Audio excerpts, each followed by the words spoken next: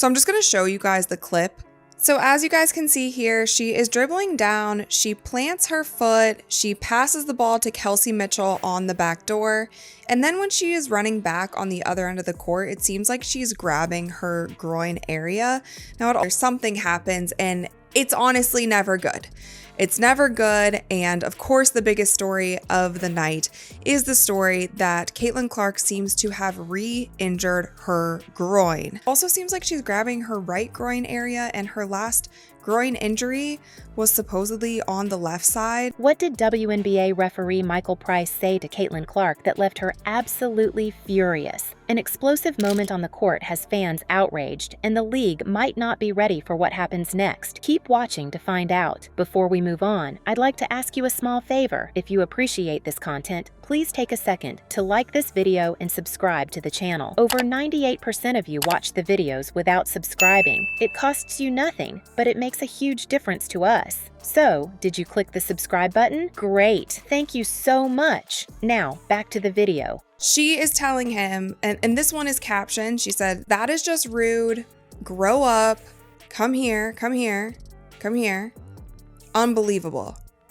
And she's so upset with him. She's walking over to him. She's trying to have a conversation. This one is on the refereeing. Like, there are people in Caitlin Clark's family who are starting to call out the referees because of how bad they have been. Now, the last little thing I want to say about Caitlin Clark's injury, she has been on minutes restriction for the last few games. She said, "I'm going to call the league on you." This is the mouth readers again.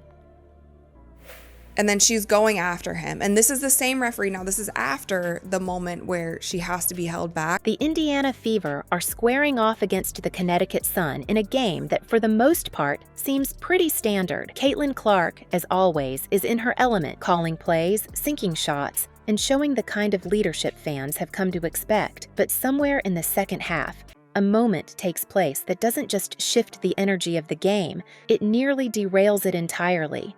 Clark suddenly turns toward referee Michael Price, her face full of fury. She isn't just frustrated, she's livid, and it's clear this isn't your average disagreement over a missed call. Clark walks toward Price, her tone sharp, her words cutting. Whatever was said between the two had her teammates rushing in to create some distance while her coach leapt to her side, trying to hold her back. What's strange, though, is what didn't happen. Clark has a reputation for being fiery on the court. There's been so many things, so many players calling out the referee, so many players calling out the physicality, so many players getting injured this season, from superstars to players on the bench, from season-ending injuries to rib injuries to concussion. I have no clue what happened between the two of them, what this referee actually said, but like, why is I'm at a loss for words at this point in time. We've talked about the referees. I did like a whole investigative video about it. Definitely check that out if you haven't. There have been just so many things, and it doesn't get better. It doesn't get better. This is a nationally televised game on ESPN.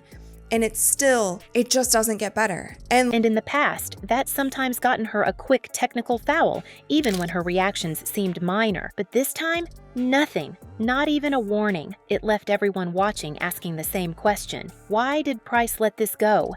Speculation started almost immediately. Fans pointed out that maybe, just maybe, Price realized he'd gone too far. Could it be possible he said something so out of line that calling a technical foul on her outburst might have backfired on him? What would have been so shocking, so personal, that even a player at Clark's level would openly state on the court, "I'll be calling the league about this"? And then there was Price's reaction, shrugging. Not an apology, not even an acknowledgement of Clark's words, just a cold shrug, like it didn't matter at all. She is fighting back tears, and she walks straight over to the bench. Now, when she goes over to the bench, she starts crying, and I've honestly never seen Caitlin Clark cry on the court except when she lost the national championship game. She keeps it together no matter what is happening.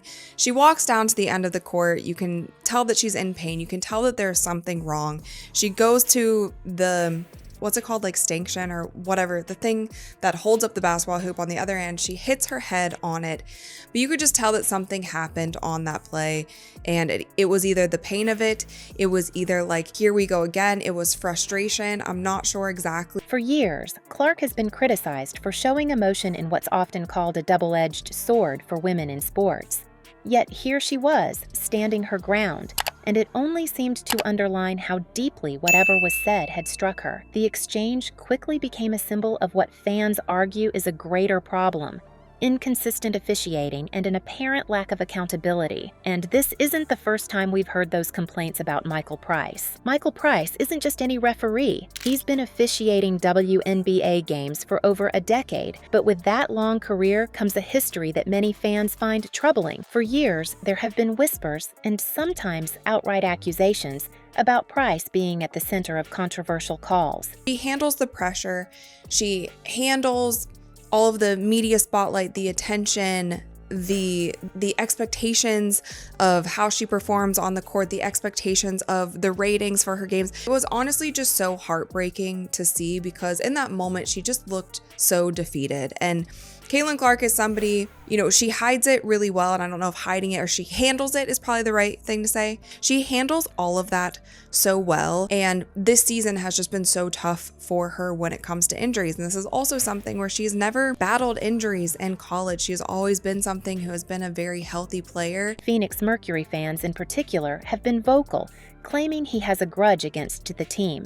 And it's not just the fans. Diana Taurasi, one of the league's best-known players, had her own infamous run-in with Price back in 2013. It wasn't just about a single technical foul. It turned into a moment fans latched onto, fueling the idea that Price had it out for high-profile players. Fast forward to Caitlin Clark's fiery exchange with Price, and it feels eerily similar. Fans immediately began drawing comparisons between Taurasi's history with him and what happened that night. Is this a pattern? A referee who seems to single out big-name players, making calls or comments that go beyond just officiating the game. For Clark, known for her competitive energy, her confrontation wasn't just about defending herself. It seemed to signify a deeper frustration with the power dynamics players like her have to deal with on the court. And the problem goes even further than one reference.